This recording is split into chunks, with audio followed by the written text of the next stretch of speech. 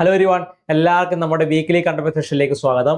അപ്പം നമ്മൾ ഇന്ന് നോക്കുന്നത് നമ്മുടെ ഇന്നത്തെ ആഴ്ചത്തെ നമ്മുടെ ഈ ആഴ്ചത്തെ പ്രധാനപ്പെട്ട വീക്കിലി കറണ്ട് അഫയേഴ്സ് ആണ് എന്ത് ചെയ്യാൻ നമ്മൾ നോക്കുന്നത്. ഈ ആഴ്ചയിലെ പ്രധാനപ്പെട്ട കറണ്ട് അഫയേഴ്സ് ആണ് നമ്മൾ നോക്കുന്നത്. അപ്പം എല്ലാവരും ശ്രദ്ധിച്ച് നമ്മുടെ ക്ലാസ് കേട്ടിരിക്കാൻ വേണ്ടി ശ്രമിക്കുക. ഓക്കെ, അപ്പോൾ തുടങ്ങാം. അപ്പം അതേപോലെ തന്നെ ഇതിൽ ഡൗട്ട് എന്തെങ്കിലും കാര്യങ്ങൾ എന്തെങ്കിലും ഉണ്ടെങ്കിൽ നിങ്ങൾ താഴെ കമൻറ്റ് ചെയ്യുകയും വേണം. ഓക്കെ, അതേപോലെ തന്നെ കൂട്ടുകാർക്ക് മറ്റെന്ത് ചെയ്യുക, ഷെയറും ചെയ്യുക. അപ്പോൾ തുടങ്ങാം. നോക്കിയേ, നമ്മുടെ ആദ്യത്തെ ചോദ്യം എന്തായിരുന്നു?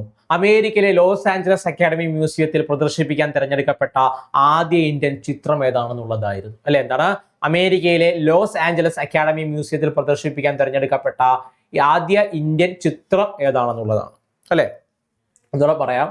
അമേരിക്കയിലെ ലോസ് ആഞ്ചലസ് അക്കാഡമി മ്യൂസിയത്തിൽ പ്രദർശിപ്പിക്കാൻ തിരഞ്ഞെടുക്കപ്പെട്ട ആദ്യ ഇന്ത്യൻ ചിത്രം ഏതായിരുന്നു? അത് ഭ്രമയുഗമായിരുന്നു. അല്ലെ, എന്താണ്? ഭ്രമയുഗമാണ്. അല്ലെ, ഇവിടെ പറയാം മലയാള ചിത്രമായിട്ടുള്ള ഭ്രമയുഗം. പ്രത്യേകത എന്താണ്? ഈ പറയുന്ന ആദ്യ ഇന്ത്യൻ ചിത്രമാണ്. അല്ലെ, ഇത്തരത്തിൽ തിരഞ്ഞെടുക്കപ്പെടുന്ന ആദ്യ ഇന്ത്യൻ ചിത്രമാണ്.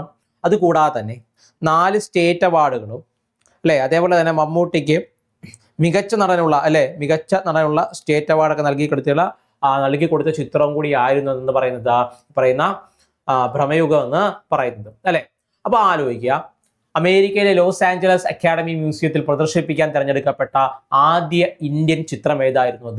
അത് ഈ പറയുന്ന നമ്മുടെ മമ്മൂട്ടിയുടെ ഭ്രമയുഗമാണ്. അല്ലേ, എന്താണത്? ഭ്രമയുഗമാണ്. 4 സ്റ്റേറ്റ് അവാർഡും അതേപോലെ തന്നെ മമ്മൂട്ടിക്ക് ഈ പറഞ്ഞ മികച്ച നടനുള്ള അവാർഡും നൽകി കൊടുത്തിട്ടുള്ള ചിത്രവും കൂടിയായിരുന്നു ഭ്രമയുഗം എന്ന് പറയുന്നത്. അല്ലെ, എന്താണ് ഭ്രമയുഗം എന്ന് പറയുന്നത്? അതിന്റെ പ്രത്യേകത എന്താണെന്ന് ചോദിച്ചു കഴിഞ്ഞാൽ, ഇത്തരത്തിൽ തിരഞ്ഞെടുക്കപ്പെടുന്ന ആദ്യ ഇന്ത്യൻ ചിത്രം കൂടിയായിരുന്നു എന്തെന്ന് പറയുന്നത് ഭ്രമയുഗം എന്ന് പറയുന്നത്. സെറ്റാണല്ലോ? സെറ്റാണേ? ഓക്കെ, അടുത്ത് നോക്കാം. ദേശീയ ഗീതമായിട്ടുള്ള വന്ദേ മാതരത്തിന്റെ 150-ാം വാർഷികാഘോഷം എന്ത് ചെയ്തു? നടന്നിട്ടുണ്ടായിരുന്നു എന്നുള്ളതാണ്. അല്ലെ, എന്താണ്? ദേശീയ ഗീതമായിട്ടുള്ള വന്ദേ മാതരത്തിന്റെ 150-ാം വാർഷികാഘോഷം എന്ത് ചെയ്തു? നടന്നു എന്നുള്ളതാണ്. അല്ലെ, നിങ്ങൾക്ക് അറിയാമായിരിക്കും നമ്മുടെ ദേശീയ ഗീതമായിട്ട് എന്ത് ചെയ്തു? തിരഞ്ഞെടുക്കപ്പെട്ട ഒരു ഗീതമായിരുന്നു ഈ പറഞ്ഞ വന്ദേ മാതരം എന്ന് പറയുന്നത്. അല്ലെ, എന്താണ് വന്ദേ മാതരം? വന്ദേ മാതരം ആരുടെ കൃതിയായിരുന്നു? ആ ബങ്കിം ചന്ദ്ര ചാറ്റർജിയുടെ കൃതിയാണ്. അല്ലെ, അവിടെയാണ് ബങ്കിം ചന്ദ്ര ചാറ്റർജിയുടെ. അല്ലെ, ബങ്കിം ചന്ദ്ര ചാറ്റർജിയുടെ കൃതിയായിട്ടുള്ള ആനന്ദ് മഠ് എന്ന് പറയുന്ന ഒരു നോവലുണ്ട്. അല്ലെ, ആനന്ദ് മഠ് എന്ന് പറയാം. അല്ലെ, ആനന്ദ് മഠ് എന്ന് പറയുന്ന ഒരു നോവലിൽ നിന്നും കടമെടുത്തിൽ അതിനകത്ത് പ്രതിപാദിക്കുന്ന ഒരു സോങ് ആണ് ഈ പറയുന്ന വന്ദേ മാതരം എന്ന് പറയുന്ന ഗീതം എന്ന് പറയുന്നത്. അല്ലെ, പറയുന്ന വന്ദേ മാതരം എന്ന് പറയുന്ന ഗീതം. ഈ വന്ദേ മാതരം എന്ന് പറയുന്ന ഗീതം എന്ത് ചെയ്തു? 1896 രവീന്ദ്രനാഥാണ് എന്ത് ചെയ്യുന്നത്? പറയുന്ന ആലപിക്കുകയും വളരെയധികം പോപ്പുലാരിറ്റി എന്ത് ചെയ്യുന്നത്. മനസ്സിലാകുന്നുണ്ടോ? അതേപോലെ തന്നെ 1875 നവംബർ മാസത്തിലാണ് എന്ത് ചെയ്യുന്നത്? ഈ പറയുന്ന ബംഗാളി കവിയായിട്ടുണ്ടായിരുന്ന ബങ്കിം ചന്ദ്ര ചാറ്റർജി എന്ത് ചെയ്തത്? ഈ പറയുന്ന കവിത രചിക്കുന്നത്. അല്ലെ, ബംഗാളി കവിയായിട്ടുള്ള ബങ്കിം ചന്ദ്ര ചാറ്റർജി 1875 നവംബർ മാസത്തിലാണ് എന്ത് രചിക്കുന്നത്? ഈ പറയുന്ന ആനന്ദ് മഠ് എന്ന് പറയുന്ന നോവലിലെ എന്ത് രചിക്കുന്നത്? ഈ പറയുന്ന വന്ദേ മാതരം എന്ന് പറയുന്ന സോങ്, അല്ലെങ്കിൽ പറയുന്ന രാഷ്ട്രഗീതം എന്ത് ചെയ്യുന്നത്? രചിക്കുന്നത് എന്നുള്ളതാണ്. അല്ലെ, ഈ പറയുന്ന സോങ് എന്ത് ചെയ്യുന്നത്? രചിക്കുന്നത്. മനസ്സിലാവുന്നുണ്ടോ? അങ്ങനെ 1950 ജനുവരി 24 എന്താകുന്നു? ഇന്ത്യയുടെ ദേശീയ ഗീതമായിട്ട് എന്തിനെ തിരഞ്ഞെടുക്കപ്പെടുകയാണ്? പിന്നെ ഈ പറയുന്ന വന്ദേ മാതരത്തെ തിരഞ്ഞെടുക്കപ്പെടുകയാണ് ചെയ്യുന്നത്. അപ്പൊ ആലോചിക്കാം, ദേശീയ ഗീതമായ വന്ദേ മാതരത്തിന്റെ 150-ാം വാർഷികാഘോഷമാണ് എന്ത് ചെയ്യുന്നത്? അടുത്തിടെ നടന്നിട്ടുണ്ടായിരുന്നത്. അല്ലെ, അതിന്റെ ബന്ധപ്പെട്ട ഒരു പോസ്റ്ററും കാണാൻ വേണ്ടി സാധിക്കും. അല്ലെ, 1875 നവംബർ മാസത്തിൽ ബംഗാളി കൃതി ലേഖകനായിട്ടുണ്ടായിരുന്ന ഈ പറഞ്ഞ കവിയായിട്ടുണ്ടായിരുന്ന ബങ്കിം ചന്ദ്ര ചാറ്റർജിയാണ് എന്ത് ചെയ്യുന്നത്? അദ്ദേഹത്തിന്റെ നോവലായിട്ടുണ്ടായിരുന്ന ആനന്ദ് മഠിൽ എന്ത് ചെയ്യുന്നത്? ഇത്തരത്തിലൊരു ഗീതം രചിക്കുന്നത് എന്നുള്ളതാണ്. 1896 നമ്മുടെ രവീന്ദ്രനാഥ് ടാഗോറാണ് എന്ത് ചെയ്യുന്നത്? ഇത് ആലപിക്കുകയും വളരെയധികം പോപ്പുലാരിറ്റി അന്ന് ലഭിക്കുകയും ചെയ്യുന്നത് എന്നുള്ളതാണ്. പിൽക്കാലത്ത്, അതായത് ഇന്ത്യക്ക് സ്വാതന്ത്ര്യം കിട്ടി ഇന്ത്യ മഹാരാജ്യം റിപ്പബ്ലിക്കായിട്ടൊക്കെ എന്ത് ചെയ്യുന്നത്? മാറിയതിനു ശേഷം 50-ൽ, അതായത് 1950 ജനുവരി 24 എന്ത് ചെയ്യാണ്? ഈ പറയുന്ന വന്ദേ മാതരത്തിനെ ഒരു ദേശീയ ഗീതമായിട്ട് എന്ത് ചെയ്യുകയാണ്? പ്രഖ്യാപിക്കുകയാണ്. പത്രത്തിൽ ഇതിന് എത്ര വർഷം തികയാണ്? ഇതിന്റെ 150-ാം വാർഷികാഘോഷമായിരുന്നു എന്ത് ചെയ്യുന്നത്? അടുത്തിടെ നടന്നിട്ടുണ്ടായിരുന്നത് എന്നുള്ളതാണ്. സെറ്റാണല്ലോ? അപ്പൊ ദേശീയ ഗീതമായ വന്ദേ മാതരത്തിന് 150-ാം വാർഷിക ആഘോഷമാണ് എന്ത് ചെയ്യുന്നത് അടുത്തിടെ നടന്നിട്ടുണ്ടായിരുന്നത്. ഓക്കെ, അടുത്തത് DNA കണ്ടുപിടിച്ചതിന് നൊബേൽ സമ്മാനം നേടിയ അമേരിക്കൻ ശാസ്ത്രജ്ഞൻ ജെയിംസ് വാട്സൺ അന്തരിച്ചു എന്നുള്ളതായിരുന്നു. അല്ലെ, എന്താണ്? DNA ഘടന കണ്ടുപിടിച്ചതിന് നൊബേൽ സമ്മാനം നേടിയ അമേരിക്കൻ ശാസ്ത്രജ്ഞനായിട്ടുണ്ടായിരുന്ന ജെയിംസ് വാട്സൺ അന്തരിച്ചു എന്നുള്ളതാണ്. അല്ലെ, നമ്മൾ ചെറിയ ക്ലാസ്സുകളിലൊക്കെ നമ്മൾ പഠിച്ചിട്ടുണ്ടായിരുന്നു ഈ പറഞ്ഞ DNA ഡബിൾ ഹെലിക്കൽ സ്ട്രക്ചർ. അല്ലെ, ഇതാണ് നമ്മുടെ DNA നമ്മൾ എടുക്കുകയാണെങ്കിൽ അല്ലെ, നമ്മുടെ DNA നമ്മൾ കാണാൻ വലിയ ഡബിൾ സ്ട്രാൻഡ് സ്ട്രക്ചർ ഉണ്ടല്ലോ അല്ലേ. ഈ 2 സ്ട്രാൻഡ് ഉണ്ടെന്ന് പറഞ്ഞ് അതേപോലെ ഒരു ന്യൂക്ലിക് ആസിഡുകളാണ് കൊണ്ടാണ് എന്ത് ചെയ്യുന്നത് നിർമ്മിച്ചിട്ടുള്ളത് എന്നുള്ള കാര്യങ്ങളൊക്കെ എന്ത് ചെയ്യും നമുക്ക് പറഞ്ഞു തന്നിരുന്ന 2 വ്യക്തികൾ ഉണ്ടായിരുന്നു. ഒന്ന് ഈ പറയുന്ന ഫ്രാൻസിസ് ക്രീക്ക്, മറ്റൊന്ന് ഈ പറയുന്ന ജെയിംസ് വാട്സൺ ആയിരുന്നു. അല്ലെ, ഇവർ 2 പേരുമാണ് എന്തിന് അടിത്തറയിട്ടിട്ടുണ്ടായിരുന്നത്? ഈ പറഞ്ഞ ഡബിൾ ഹെലിക്കൽ മോഡൽ എന്ത് ചെയ്യുന്നത് നമുക്ക് എന്ത് ചെയ്യുന്നത് നൽകിയിട്ടുണ്ടായിരുന്നത്. അപ്പൊ അതിനകത്തൊരു വ്യക്തിയായിരുന്നു ഈ പറയുന്ന ജെയിംസ് വാട്സൺ എന്ന് പറയുന്നത്. ജെയിംസ് വാട്സൺ എന്ത് ചെയ്യുന്നത് അദ്ദേഹം ഈ അടുത്തിടെ അന്തരിച്ചിട്ട് ഉണ്ടായിരുന്നത്. അല്ലെ, 1962 അദ്ദേഹത്തിന് ഈ പറയുന്ന ഈ ഫ്രാൻസിസ് ക്രീക്കിനും അതേപോലെ ഈ പറഞ്ഞ ജെയിംസ് വാട്സൺ എന്ത് ചെയ്യുന്നു നൊബേൽ സമ്മാനമൊക്കെ എന്ത് ചെയ്യുന്നു ലഭിച്ചിട്ടുണ്ട്. അല്ലെ, നൊബേൽ സമ്മാനം ലഭിച്ചിട്ട് ഉണ്ടായിരുന്നു എന്നുള്ളതാണ്. അപ്പൊ എന്താണ് ഓർക്കേണ്ടത്? DNA ഘടന കണ്ടുപിടിച്ചതിന് നൊബേൽ സമ്മാനം നേടിയ അമേരിക്കൻ ശാസ്ത്രജ്ഞൻ ആരാണെന്നുള്ളതായിരുന്നു. ആരാണത്? ഈ പറഞ്ഞ ജെയിംസ് വാട്സൺ ആണ്. ഫ്രാൻസിസ് ക്രീക്കും ജെയിംസ് വാട്സണും കൂടിയാണ് എന്ത് ചെയ്യുന്നത് ഇതിനുള്ള നൊബേൽ സമ്മാനത്തിന് എന്ത് ചെയ്യുന്നത് അർഹരായിട്ടുണ്ടായിരുന്നത്. എന്തിനാണെന്ന് ചോദിച്ചു കഴിഞ്ഞാൽ DNA ഡബിൾ സ്ട്രാൻഡ് സ്ട്രക്ചർ ആയിട്ടുള്ള ഇപ്പൊ ഡബിൾ ഹെലിക്കൽ സ്ട്രക്ചർ ഉണ്ടല്ലോ, ഈ പറയുന്ന സ്ട്രക്ചർ എന്ത് ചെയ്യുന്നത് നമുക്ക് തന്നതിനാണ് എന്ത് ചെയ്യുന്നത് അദ്ദേഹത്തിന് ഈ പറഞ്ഞ അവാർഡ് എന്ത് ചെയ്യുന്നത് ലഭിച്ചിട്ടുണ്ടായിരുന്നത് എന്നുള്ളതാണ്. സെറ്റാണല്ലോ. അപ്പൊ DNA ഘടന കണ്ടുപിടിച്ചത് നൊബേൽ സമ്മാനം നേടിയ അമേരിക്കൻ ശാസ്ത്രജ്ഞനായിട്ടുണ്ടായിരുന്ന ജെയിംസ് വാട്സൺ എന്ത് ചെയ്തു അന്തരിച്ചിട്ടുണ്ടായിരുന്നു എന്നുള്ളതാണ്. Game double helical structure.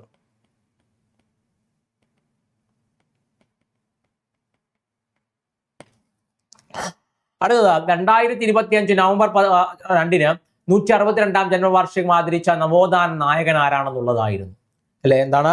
2025 November 2-ന് 162-ാം ജന്മവാർഷികം ആചരിച്ച നവോത്ഥാന നായകൻ ആരാണെന്നുള്ളതാണ്. ആരാണത്? ഡോക്ടർ പൽപ്പു ആണ്. അല്ലെ, എന്താണ്? ഡോക്ടർ പൽപ്പു ആണ്. ഡോക്ടർ പൽപ്പുവിനെ നമുക്ക് എന്താണ് വളരെ PSC പഠിക്കുന്നവർക്ക് ഒരിക്കലും മറക്കാൻ പറ്റില്ല. അല്ലെ, ഈഴവ മെമ്മോറിയൽ എന്ന് പറയുന്ന അല്ലെ ഈ പറയുന്ന ഈഴവ മെമ്മോറിയല് അല്ലെ അന്നത്തെ ശ്രീമൂലം തിരുനാളിന് അല്ലെ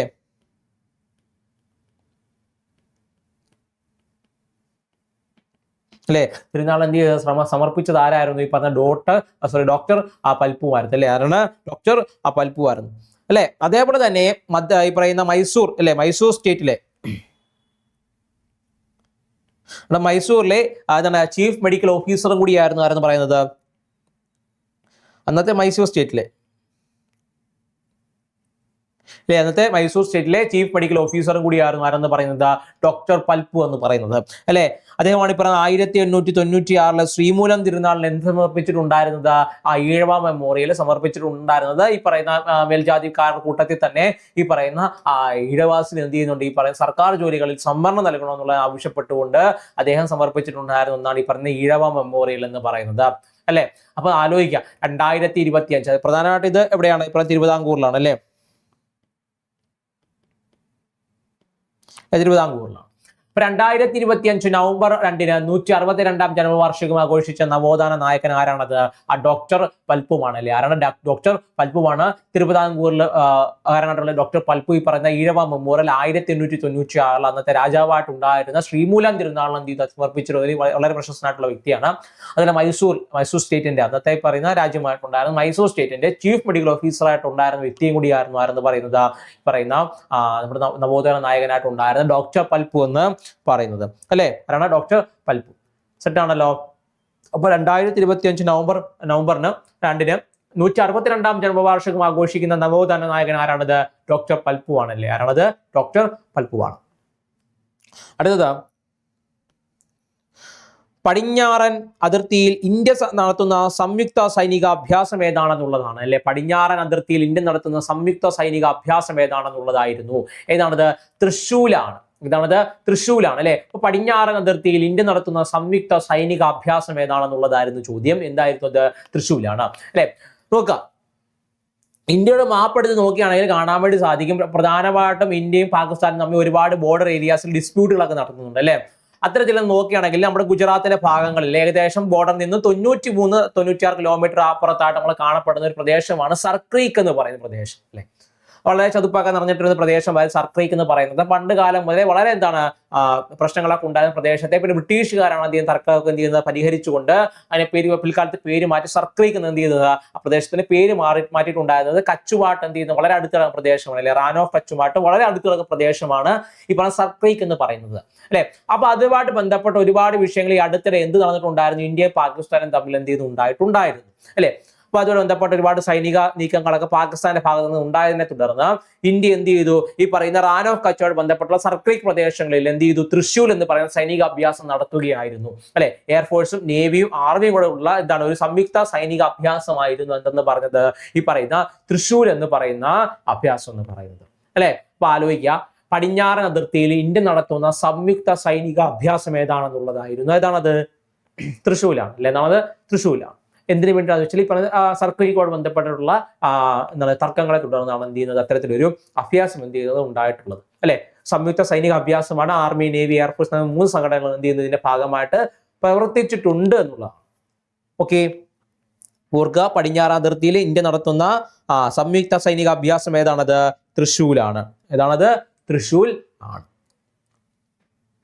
അടുത്ത് നോക്കിയാലോ, ഡിക്ഷണറി.com 2025 വർഷത്തെ മികച്ച വാക്കായിട്ട് തിരഞ്ഞെടുത്തത് ഏതാണെന്നുള്ളതായിരുന്നു അല്ലെ. എന്താണ് ഈ പറയുന്ന ഡിക്ഷണറി.com 2025 വർഷത്തെ മികച്ച വാക്കായിട്ട് തിരഞ്ഞെടുക്കപ്പെട്ടിട്ടുണ്ടായിരുന്ന ഏതാണ്? ഈ പറഞ്ഞ 67 എന്നുള്ളത് പറയുന്ന വാക്കാണ്. ഏതാണ്? 67 എന്നുള്ളതാണ് അല്ലെ. ഈ പറഞ്ഞ ഡിക്ഷണറി.com പോയ വർഷത്തെ വൈറൽ വാക്കായിട്ട് തിരഞ്ഞെടുത്തുള്ള 67 എന്നീ പറഞ്ഞ 2 അക്കങ്ങളാണ്. എന്താണ് ഈ അക്കങ്ങളുടെ പ്രത്യേകത എന്ന് നോക്കിക്കഴിഞ്ഞാൽ എന്താണ് പ്രധാനപ്പെട്ട പ്രത്യേകത? ഈ പറയുന്ന 2024 റാപ്പർ, ഈ പറഞ്ഞ റാപ്പറായിട്ടുണ്ടായിരുന്ന സ്കില്ലിയുടെ ഡ്യൂട്ട് എന്ന് പറയുന്ന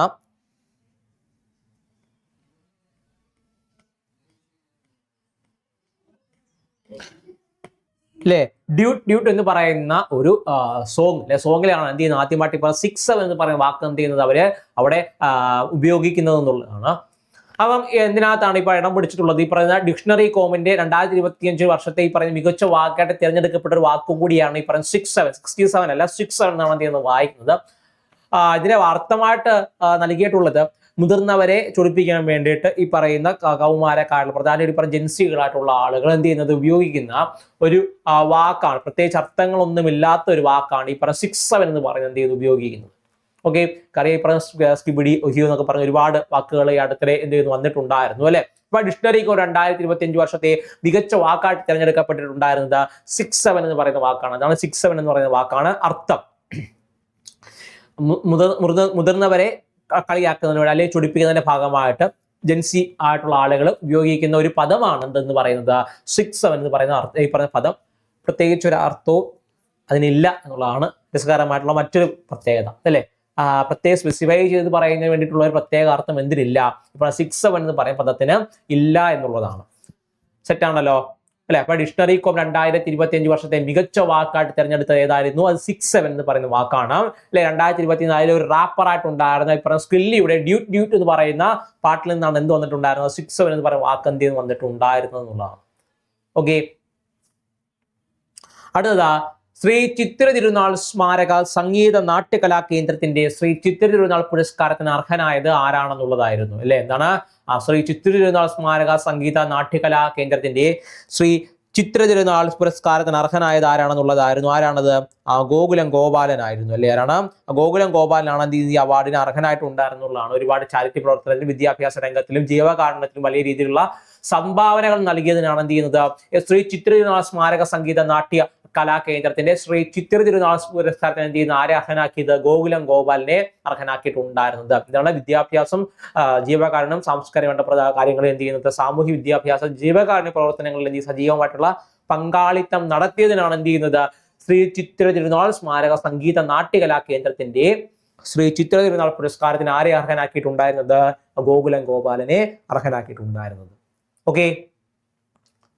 ഓക്കെ ആണല്ലോ. എന്തിനു വേണ്ടിയിട്ടാണ് ചോദിച്ചു കഴിഞ്ഞാൽ ഇത്തരത്തിൽ അദ്ദേഹത്തിന്റെ സാമൂഹികവും സാംസ്കാരികവും വിദ്യാഭ്യാസ രംഗത്തും ജീവകാരുണ്യ പ്രവർത്തന രംഗത്തും എന്ത് ചെയ്യുന്നു അദ്ദേഹം നടത്തിയിട്ടുണ്ടായിരുന്ന ഇടപെടലുകൾക്കാണ്.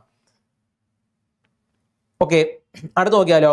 2025 നവംബറിൽ അന്തരിച്ച പ്രമുഖ സസ്യ ശാസ്ത്രജ്ഞൻ ആരാണെന്നുള്ളതായിരുന്നു.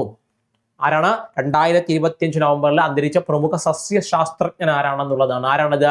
ഡോക്ടർ CA നൈനാൻ ആണ്. ആരാണത്? ഡോക്ടർ CA നൈനാൻ ആണ്. ഡോക്ടർ CA നൈനാൻ വളരെ അറിയപ്പെടുന്ന സസ്യശാസ്ത്രജ്ഞനാണ് അദ്ദേഹം. എന്തുകൊണ്ടെന്നാൽ നമ്മുടെ നാട്ടിൽ കണ്ടുപിടിച്ചതിൽ എന്താണ് വളരെ എന്താണ്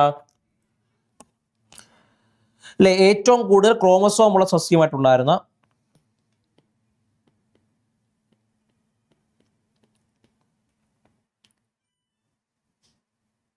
ക്രോമസോം ഉള്ള സസ്യമായ ഒഫിയോഗ്ലോസം റെക്ടിക്കുലേറ്റം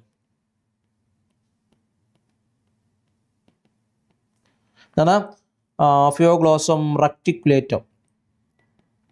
ഇതാണ് ഒഫിയോഗ്ലോസം റെക്ടിക്കുലേറ്റം എന്നുള്ള അതിന്റെ സസ്യത്തിന്റെ പേരെന്ന് പറയുന്നത്. ഏറ്റവും കൂടുതൽ ക്രോമസോംസ് ഉള്ള ഒരു സസ്യവും കൂടിയാണ് എന്തെന്ന് പറയുന്നത് ഒഫിയോഗ്ലോസം റെക്ടിക്കുലേറ്റം എന്ന് പറയുന്നത്. ഈ പറയുന്ന ഒഫിയോഗ്ലോസം റെക്ടിക്കുലേറ്റത്തിന് എന്താണ് കണ്ടെത്തിയതിനാണ് എന്ത് ചെയ്യുന്നത് അല്ലേ? കണ്ടെത്തിയതിനാണ് എന്ത് ചെയ്യുന്നത്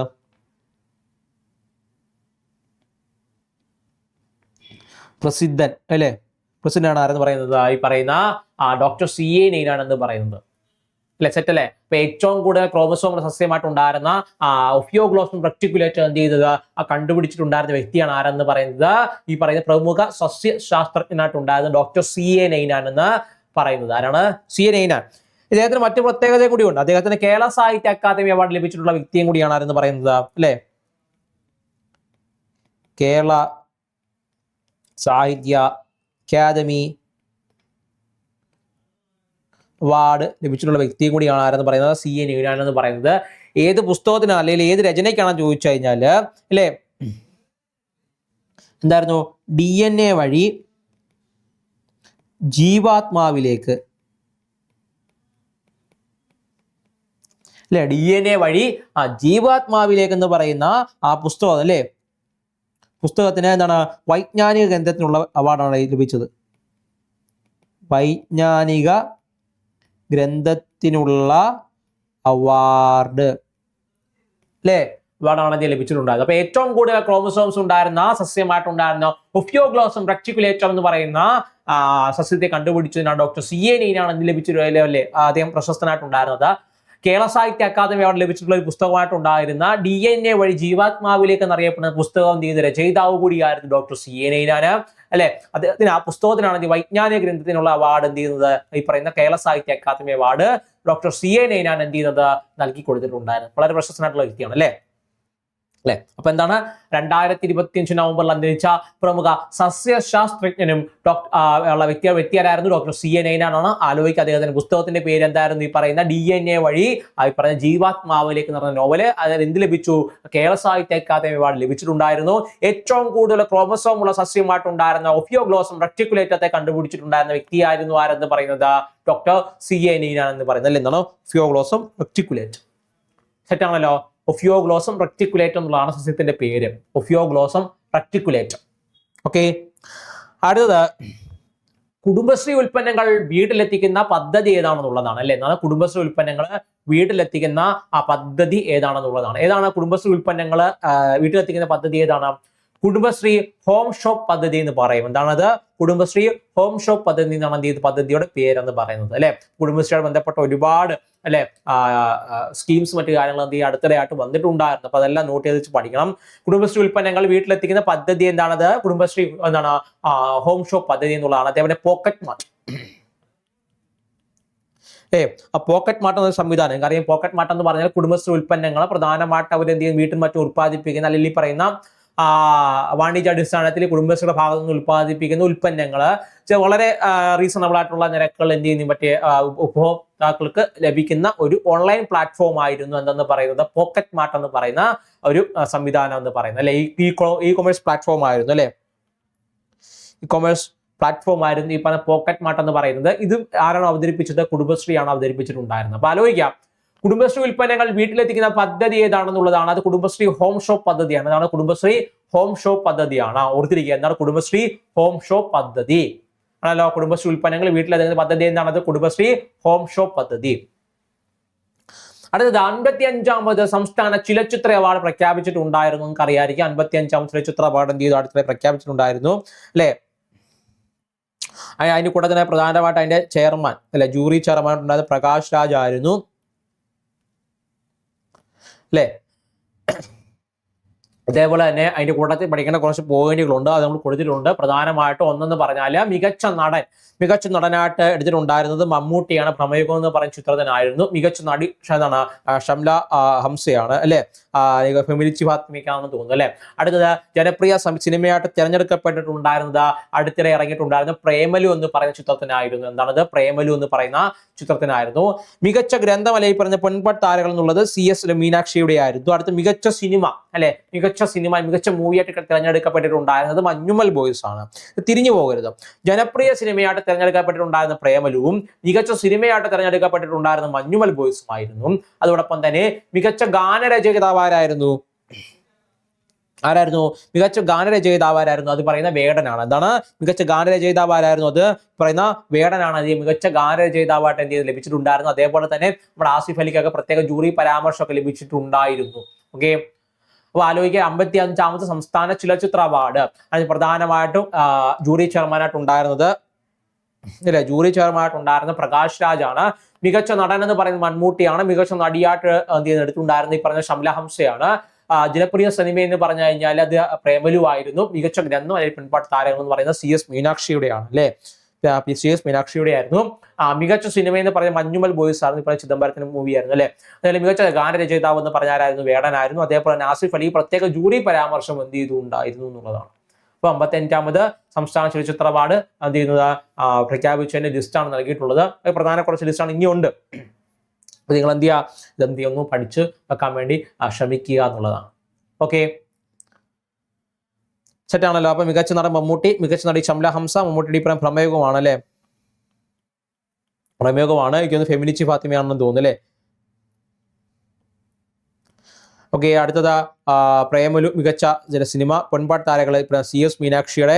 മികച്ച സിനിമ മഞ്ഞുമൽ ബോയ്സ് ചിദംബരത്തിന്റെ.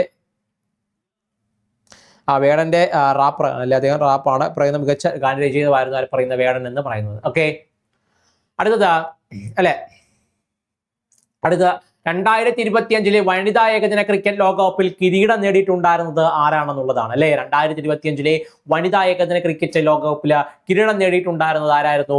ഇന്ത്യയാണ് അല്ലെ. പറയുന്ന മുംബൈയിൽ വെച്ചായിരുന്നു എന്ത് നടന്നിട്ടുണ്ടായിരുന്നത് അല്ലെ, മാച്ച് നടന്നിട്ടുണ്ടായിരുന്നത് മുംബൈയിൽ വെച്ചായിരുന്നു. 2025 വനിതാ ഏകദിന ക്രിക്കറ്റ് ലോകകപ്പിൽ കിരീടം നേടിയിട്ടുണ്ടായിരുന്നത് ആരാണ്? അത് ഈ പറഞ്ഞ ഇന്ത്യയാണ്. ആരാണത്? ഇന്ത്യയാണ്. സെറ്റാണല്ലോ. അതേപോലെ തന്നെ ചെറിയ കുറച്ച് കാര്യങ്ങളുണ്ട്. ആരൊക്കെ തമ്മിലായിരുന്നു അവസാനത്തെ മാച്ച് നടന്നേ ചോദിച്ചു കഴിഞ്ഞാൽ ഒന്ന് പറഞ്ഞാൽ ഇന്ത്യ ദക്ഷിണാഫ്രിക്ക ആയിരുന്നു അല്ലെ. ഇന്ത്യ സൗത്ത് ആഫ്രിക്ക എന്നിവർ തമ്മിലായിരുന്നു മാച്ച് നടന്നിട്ടുണ്ടായിരുന്നത് അല്ലെ. അതേപോലെ ക്യാപ്റ്റൻ ആരാണെന്നുള്ള ചോദ്യം വന്നേക്കാം. ക്യാപ്റ്റൻ ആരാണ്? ഹർമൻപ്രീത് കൗർ ആണ് അല്ലെ. ഹർമൻപ്രീത് കൗർ ആണ് എന്ത് ചെയ്യുന്നത് ക്യാപ്റ്റനായിട്ട് ഉണ്ടായിരുന്നത് അല്ലെ. അതേപോലെ എന്താണ്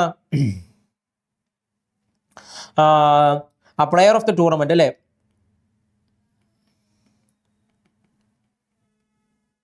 പ്ലെയർ ഓഫ് ദ ടൂർണമെന്റ് ആരായിരുന്നു? ദീപ്തി ശർമ്മയാണ് അല്ലെ. ആരാണ്? ദീപ്തി ശർമ്മയാണ് the player of the tournament എന്ന് പറയുന്നത് അല്ലെ. അതേപോലെ തന്നെ വുമൺ ഓഫ് ദ മാച്ച് ആയിട്ട് തിരഞ്ഞെടുക്കപ്പെട്ടിട്ടുണ്ടായിരുന്ന ഇപ്പോൾ ഷഫാരി വർമ്മയൊക്കെ ആയിരുന്നു. നമ്മൾ പഠിക്കേണ്ട എന്താ ചോദിച്ചാൽ 2025 വനിതാ ഏകദിന ക്രിക്കറ്റ് ലോകകപ്പിൽ കിരീടം നേടിയിട്ടുണ്ടായിരുന്നത് ഇന്ത്യയാണ്. മുംബൈയിൽ വെച്ചാണ് എന്ത് ചെയ്യുന്നത് കളി നടന്നിട്ടുണ്ടായിരുന്നത്. അവസാനത്തെ ലാപ്പിൽ പറഞ്ഞ ഇന്ത്യയും സൗത്ത് ആഫ്രിക്കയും തമ്മിലായിരുന്നു എന്ത് ചെയ്യുന്നത് മാച്ച് എന്ന് പറയുന്നത്. അത് ക്യാപ്റ്റൻ എന്ന് പറയുന്ന ഹർമൻപ്രീത് കൗർ ആയിരുന്നു. പ്ലെയർ ഓഫ് ദി ടൂർണമെന്റ് എന്ന് പറയുന്നത് ദീപ്തി ശർമ്മയായിരുന്നു. സെറ്റാണല്ലോ. അപ്പൊ 2025 വനിതാ ഏകദിന ക്രിക്കറ്റ് ലോകകപ്പിലെ കിരീടം നേടിയിട്ടുണ്ടായിരുന്ന ആരാണത്? ഇന്ത്യയാണ്. മുംബൈയിൽ വെച്ചായിരുന്നു എന്ത് ചെയ്യുന്നത് മാച്ച് നടന്നിട്ടുണ്ടായിരുന്നത്. ഇന്ത്യ സൗത്ത് ആഫ്രിക്ക ആയിരുന്നു അവസാനത്തെ കളിയിൽ ഉണ്ടായിരുന്നത്. ക്യാപ്റ്റൻ ഹർമൻപ്രീത് കൗർ ആയിരുന്നു. അതിലെ പ്ലെയർ ഓഫ് ദി ടൂർണമെന്റ് എന്ന് പറഞ്ഞ ആരാണ്? ദീപ്തി ശർമ്മയാണ് അല്ലെ. ഇപ്പൊ ഇത്രയും കാര്യങ്ങൾ എന്ത് ചെയ്യാൻ അതിനകത്ത് തന്നെ കിട്ടിയിട്ടില്ല. ഇത്രയും പോയിന്റ് നിങ്ങൾക്ക് എന്തെങ്കിലും ലഭിച്ചില്ലേ അല്ലെ. അപ്പൊ നിങ്ങൾ എന്ത് ചെയ്യുക, നല്ല രീതിയിൽ പഠിച്ച് ഇരിക്കാന്നുള്ളതാണ് അല്ലെ. അടുത്തത് ട്രെയിനുകളിൽ യാത്ര ചെയ്യുന്ന സ്ത്രീകൾ ഉൾപ്പെടെയുള്ള യാത്രക്കാർക്ക് സുരക്ഷ അല്ലെ വർദ്ധിപ്പിക്കുന്നതിനായി ആരംഭിച്ച പദ്ധതി ഏതാണെന്നുള്ളതായിരുന്നു അല്ലെ. ട്രെയിനുകളിൽ യാത്ര ചെയ്യുന്ന സ്ത്രീകൾക്ക് ഉൾപ്പെടെയുള്ള യാത്രക്കാരുടെ സുരക്ഷ വർദ്ധിപ്പിക്കുന്നതിനായിട്ട് ആരംഭിച്ചിട്ടുണ്ടായിരുന്ന പദ്ധതി ഏതാണത്? ഈ പറയുന്ന ഓപ്പറേഷൻ രക്ഷിത എന്ന് പറയുന്ന പദ്ധതിയാണ് അല്ലേ. എന്താണ്? ട്രെയിനുകളിലൂടെ യാത്ര ചെയ്യുന്ന സ്ത്രീകൾ ഉൾപ്പെടെയുള്ള യാത്രക്കാരുടെ സുരക്ഷ വർദ്ധിപ്പിക്കുന്നതിനായിട്ട് ആരംഭിച്ച പദ്ധതി ഏതാണത്? ഓപ്പറേഷൻ രക്ഷിത എന്ന് പറയുന്ന പദ്ധതിയാണ്. ഇതാണ് ഓപ്പറേഷൻ രക്ഷിത എന്ന് പറയുന്ന പദ്ധതിയാണ്. പ്രധാനപ്പെട്ട പ്രത്യേകത പറഞ്ഞു കഴിഞ്ഞാൽ ഇത് RPF അതേപോലെ തന്നെ കോൺസ്റ്റബിൾ അല്ലേ. എന്താണ്? RPF അതേപോലെ പറയുന്ന RPF അതേപോലെ പറയുന്ന കേരള പോലീസ് കോൺസ്റ്റബിൾ കേരള പോലീസും സംയുക്തമായിട്ട് നടത്തിയിട്ടുണ്ടായിരുന്ന ഒരു ഓപ്പറേഷൻ ആയിരുന്നു ഓപ്പറേഷൻ രക്ഷിത എന്ന് പറയുന്നത്. നടത്തിയിട്ടുണ്ടായിരുന്നത് കോഴിക്കോടാണ് അല്ലേ. കോഴിക്കോട് റെയിൽവേ സ്റ്റേഷൻ ആയിരുന്നു ഇത് നടത്തിയിട്ടുണ്ടായിരുന്നത്. ഇത്തരത്തിൽ പ്ലാറ്റ്ഫോം ടിക്കറ്റ് മറ്റും ഇല്ലാതെ ഈ പറയുന്ന സ്റ്റേഷനിൽ പ്രവേശിക്കുക, മദ്യപിച്ച സ്റ്റേഷനിൽ പ്രവേശിക്കുക, പറയുന്ന ഓടുന്ന ട്രെയിനുകളിൽ ഇപ്പോൾ അബ്യൂസ് ഒക്കെ നടത്തുക, ഇവരെയൊക്കെയാണ് പ്രധാനമായിട്ടും എന്താണ് കൈകാര്യം ചെയ്യുന്നതിന് വേണ്ടിയിട്ടുള്ള ഒരു ഓപ്പറേഷൻ ആയിരുന്നു ഓപ്പറേഷൻ രക്ഷിത എന്ന് പറയുന്നത് അല്ലേ. അപ്പോൾ ട്രെയിനുകളിൽ യാത്ര ചെയ്യുന്ന സ്ത്രീകൾ ഉൾപ്പെടെയുള്ള യാത്രക്കാരുടെ സുരക്ഷ വർദ്ധിപ്പിക്കുന്നതിനായിട്ട് ആരംഭിച്ച പദ്ധതി ഏതാണെന്നുള്ളതായിരുന്നു. ഏതാണത്? ഓപ്പറേഷൻ രക്ഷിത എന്ന് പറയുന്ന പദ്ധതിയാണ്. അതാണ് ഓപ്പറേഷൻ രക്ഷിത എന്ന് പറയുന്ന പദ്ധതിയാണ്. ഓക്കെ, അടുത്ത ലോകത്തിലെ ഏറ്റവും പ്രായം കുറഞ്ഞ അനലോക ബഹിരാകാശ യാത്രികയായിട്ട് മാറിയിട്ടുണ്ടായിരുന്നത് ആരാണെന്നുള്ളതാണ് അല്ലെ. ലോകത്തിലെ ഏറ്റവും പ്രായം കുറഞ്ഞ അനലോക ബഹിരാകാശ യാത്രികയായിട്ട് തിരഞ്ഞെടുക്കപ്പെട്ടിട്ടുണ്ടായിരുന്നത് അല്ലെങ്കിൽ ഉണ്ടായിരുന്ന ആരാണ്? ഈ പറയുന്ന ഇനിയ പ്രകൃതിയാണ് അല്ലെ. ചെന്നൈക്കാരിയായിട്ട് ഉണ്ടായിരുന്ന ഇനിയ പ്രകൃതിയാണ് ലോകത്തിലെ ഏറ്റവും പ്രായം കുറഞ്ഞ അനലോക ബഹിരാകാശ യാത്രികയായിട്ട് മാറിയിട്ടുണ്ടായിരുന്നത്. ഇന്ന് സംശയം ഉണ്ടാകാനുള്ള സാധ്യത എന്ന് പറഞ്ഞാൽ എന്താണ് ഈ പറയുന്ന അനലോക ബഹിരാകാശ യാത്രിക എന്നുള്ളതാണ്. അതായത് ഈ പറയുന്ന ഭൂമിയിൽ തന്നെ സ്പേസിലെ അന്തരീക്ഷം പ്രധാനമായിട്ട് പല പ്ലാനറ്റുകളുടെ അന്തരീക്ഷം എക്സ്ട്രീം ഹോട്ട് ആയിരിക്കാം, അല്ലെങ്കിൽ എക്സ്ട്രീം കോൾഡ് ആയിരിക്കാം, വളരെ കാറ്റ് നിറഞ്ഞ പ്രദേശങ്ങളൊക്കെ ആയിരിക്കാം, അല്ലെങ്കിൽ വളരെ മാർഷിയായിട്ടുള്ള പ്രദേശങ്ങളായിരിക്കാം, അല്ലെങ്കിൽ പറഞ്ഞ ഗ്രാവിറ്റി കുറഞ്ഞ പ്രദേശമായിരിക്കും, ഓക്സിജൻ കുറഞ്ഞ പ്രദേശങ്ങളായിരിക്കും. ഇതെല്ലാം തന്നെ മനുഷ്യ ശരീരം എങ്ങനെയെല്ലാം പ്രവർത്തിക്കുന്നു, അല്ലെങ്കിൽ എങ്ങനെ നമ്മൾ ടാക്കിൾ ചെയ്യുന്നതിനെ കുറിച്ച് പഠിക്കാൻ വേണ്ടിയിട്ടുള്ള ഒരു ആസ്ട്രോനോട്ടിനാണ് നമ്മൾ എന്ന് പറയുന്നത് അനലോക ബഹിരാകാശ യാത്രിക എന്ന് എന്ത് ചെയ്യും നമ്മൾ പറയുന്നത് അല്ലേ. അപ്പൊ അത്തരത്തിൽ ഭൂമിയുടെ അന്തരീക്ഷത്തിൽ എന്ത് ചെയ്യുന്നത് ചെക്ക് ചെയ്യുക എന്നുള്ളതാണ് ഒരു വ്യക്തിയെ. അപ്പൊ അതിനുവേണ്ടി തെരഞ്ഞെടുക്കപ്പെട്ട ഒരു ചെറിയ കുട്ടിയായിരുന്നു ഇനിയ പ്രഗതി എന്ന് പറയുന്നത്. ചെന്നൈക്കാരിയായിരുന്നു. ഓക്കെ, അപ്പൊ ലോകത്തിലെ ഏറ്റവും പ്രായം കുറഞ്ഞ അനലോക ബഹിരാകാശ യാത്രികയായിട്ട് മാറിയിട്ടുണ്ടായിരുന്ന ആരാണത്? ഇനിയ പ്രഗതിയാണ്. കാരണം ഈ പറയുന്ന ലോങ് ആയിട്ടുള്ള ഈ പറയുന്ന യാത്രകളിൽ സ്പേസ് ലോങ് മിഷൻസിനൊക്കെ എന്ത് ചെയ്യും ശരീരത്തിന് ഉണ്ടാകുന്ന മാറ്റങ്ങളെ കുറിച്ച് പഠിക്കുന്നതിനെ വേണ്ടിയിട്ടാണ് ഇനിയ പ്രഗതിയുടെ എന്ത് ചെയ്യുന്നത് ഈ എക്സ്പെരിമെന്റ്സ് ഒന്ന് പറയുന്നത്. ഓക്കെ, അതേപോലെ തന്നെ അതുമായി ബന്ധപ്പെട്ട് ഇനിയുടെ ഒരു പുസ്തകമൊക്കെ ഉണ്ടായിരുന്നു. ഇനിയ എന്താണ് ഇൻഫിനിറ്റ് യൂണിവേഴ്സ് എന്ന് പറയുന്നത് അല്ലേ. ഇനിയ ഇൻഫിനിറ്റ് യൂണിവേഴ്സ് എന്ന് പറയുന്ന പുസ്തകമൊക്കെ എന്ത് ഇതിന്റെ ഭാഗമായിട്ട് എഴുതിയിട്ടുണ്ടായിരുന്നു എന്നുള്ളതാണ്. ഓക്കെ, ഇപ്പൊ ഈ ചെറിയ കുട്ടിയുടെ പുസ്തകം. ഓക്കെ, അടുത്തത് തിരുവിതാംകൂർ ദേവസ്വം ബോർഡിന്റെ പുതിയ പ്രസിഡന്റായിട്ട് നിയമിതനാകുന്നത് ആരാണെന്നുള്ളതായിരുന്നു അല്ലെ. തിരുവിതാംകൂർ ദേവസ്വം ബോർഡിന്റെ പുതിയ പ്രസിഡന്റായിട്ട് നിയമിതനാകുന്നത് ആരാണ്? മുൻ ഈ പറയുന്ന ചീഫ് സെക്രട്ടറി ആയിട്ടല്ലേ പറയുന്ന ചീഫ് സെക്രട്ടറി ആയിട്ടുണ്ടായിരുന്ന കേരളത്തിന്റെ മുൻ ചീഫ് സെക്രട്ടറി ആയിട്ടുണ്ടായിരുന്ന കെ ജയകുമാറാണ് എന്ത് ചെയ്യുന്നത് തിരുവിതാംകൂർ ദേവസ്വം ബോർഡിന്റെ പുതിയ പ്രസിഡന്റായിട്ട് എന്ത് നിയമിതനാകുന്നത് എന്നുള്ളതാണ്. തിരുവിതാംകൂർ ദേവസ്വം ബോർഡിന്റെ പുതിയ പ്രസിഡന്റായിട്ട് നിയമിതനാകുന്നത് ആരാണത്? കെ ജയകുമാറാണ്. കേരളത്തിന്റെ ആരാണ് ഈ പറയുന്ന ചീഫ് സെക്രട്ടറി ആയിട്ട് നിയമിതനാകുന്ന വ്യക്തിയും കൂടിയാണ് ആരെന്ന് പറയുന്നത്? കെ ജയകുമാർ എന്ന് പറയുന്നത്. സെറ്റാണല്ലോ. ഓക്കെ, അടുത്ത് നോക്കാം.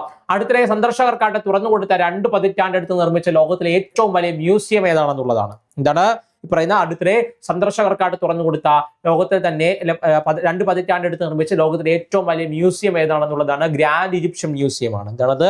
ഗ്രാൻഡ് ഈജിപ്ഷ്യൻ മ്യൂസിയം ആണ്. അപ്പൊ ആലോചിക്കുക, അടുത്തിടെ സന്ദർശകർക്കായിട്ട് തുറന്നു കൊടുത്ത 2 പതിറ്റാണ്ടിലേറെയായിട്ട് എന്ത് ചെയ്യുന്നത് എടുത്ത് നിർമ്മിച്ച ലോകത്തിലെ ഏറ്റവും വലിയ മ്യൂസിയം ഏതാണ്? ഗ്രാൻഡ് ഈജിപ്ഷ്യൻ മ്യൂസിയം ആണ്. ഈജിപ്തിലാണ്, ഗിസ പിരമിഡിന് സമീപമാണ് അല്ലെ. ഗിസ പിരമിഡിന് സമീപമായിട്ട് സ്ഥിതി ചെയ്യുന്ന ഒരു മ്യൂസിയം കൂടിയാണ് എന്തെന്ന് പറയുന്നത് ഗ്രാൻഡ് ഈജിപ്ഷ്യൻ മ്യൂസിയം എന്ന് പറയുന്നത്. അപ്പൊ അടുത്തിടെ സന്ദർശകർക്കായിട്ട് തുറന്നു കൊടുത്ത 2 പതിറ്റാണ്ടിലേറെ നിർമ്മിച്ച ലോകത്തിലെ ഏറ്റവും വലിയ മ്യൂസിയം ഏതാണത്? ഗ്രാൻഡ് ഈജിപ്ഷ്യൻ മ്യൂസിയം ആണ്. എന്താണ് ഗ്രാൻഡ് ഈജിപ്ഷ്യൻ മ്യൂസിയം?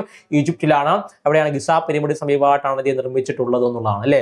അതെന്താ ഓർത്ത് പഠിച്ചു വെക്കുക. അടുത്തത് 2025 നവംബറിൽ വിരമിച്ച 2 ഗ്രാൻഡ് സ്ലാം കിരീടങ്ങൾ സ്വന്തമാക്കിയ ഇന്ത്യൻ ടെന്നീസ് ഇതിഹാസം ആരാണെന്നുള്ളതാണ് അല്ലെ. 2025 നവംബറിൽ വിരമിച്ച 2 ഗ്രാൻഡ് സ്ലാം കിരീടം സ്വന്തമാക്കിയ ഇന്ത്യൻ ടെന്നീസ് ഇതിഹാസം ആരായിരുന്നത്?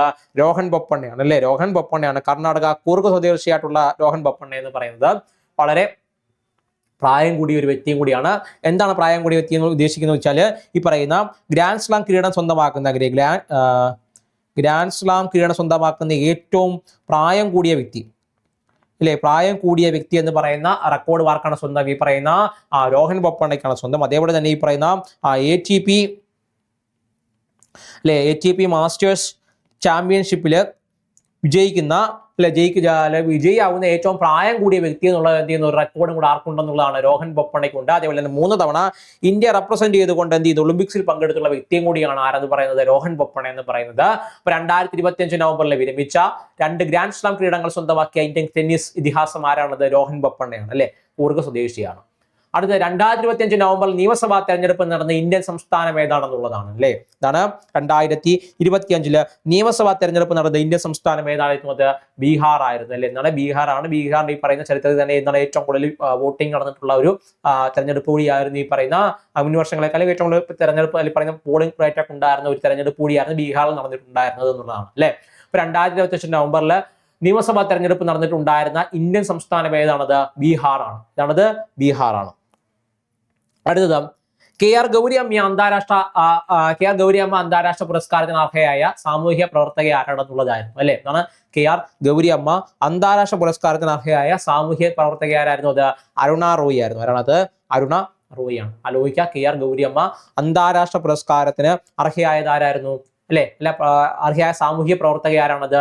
പറഞ്ഞ അരുണ റോയ് ആണ്. ആരാണത്? അരുണ റോയ് ആണ്. അടുത്തത് ദക്ഷിണ നാവിക കമാൻഡ് മേധാവിയായിട്ട് flag officer commanding in chief ആയിട്ട് നിയമിതനായത് ആരാണെന്നുള്ളതാണ് അല്ലെ. ഇതാണ് ദക്ഷിണ നാവിക കമാൻഡ് മേധാവിയായിട്ട് ഈ പറയുന്ന സതേൺ നേവൽ കമാൻഡിൽ എന്ത് ചെയ്യുന്നത് പറയുന്ന flag officer command in chief ആയിട്ട് നിയമിതനായത് ആരാണെന്നുള്ളതാണ്.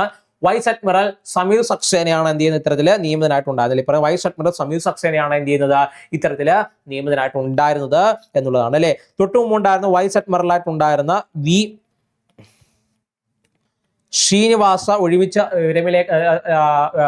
വിരമിച്ച ഒഴിവിലേക്കാണ് എന്ത് ചെയ്യുന്നത് ആര് വരുന്നത്? ഈ പറഞ്ഞ വൈസ് അഡ്മിറൽ സമീർ സക്സേന എന്ത് ചെയ്യുന്നത് വരുന്നത് എന്നുള്ളതാണ്. അപ്പം ദക്ഷിണ നാവിക കമാൻഡോ മേധാവിയായിട്ട് ചുമതലയേറ്റിട്ടുണ്ടായിരുന്ന അല്ലെ നിയമിതനായിട്ടുണ്ടായിരുന്ന വ്യക്തി ആരാണെന്ന് ചോദിച്ചത്. അതായത് flag officer commanding in chief ആയിട്ട് നിയമിതനായിട്ടുണ്ടായിരുന്ന ആരാണ്? വൈസ് അഡ്മിറൽ സമീർ സക്സേനയാണ്. ആരാണത്? Vice admiral Sameer സക്സേനയാണ്.